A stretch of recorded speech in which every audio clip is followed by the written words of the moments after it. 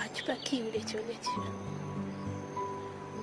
ওই দূরে ঝর্ণা, যার আওয়াজ শোনা যাচ্ছে।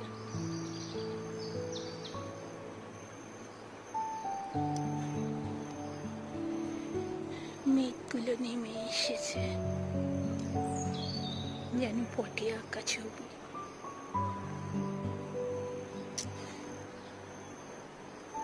এই সৌন্দর্য দেখার জন্য সব বিপদকে তুচ্ছ করা যায়। সূর্য একটু একটু উঁকি দিচ্ছে।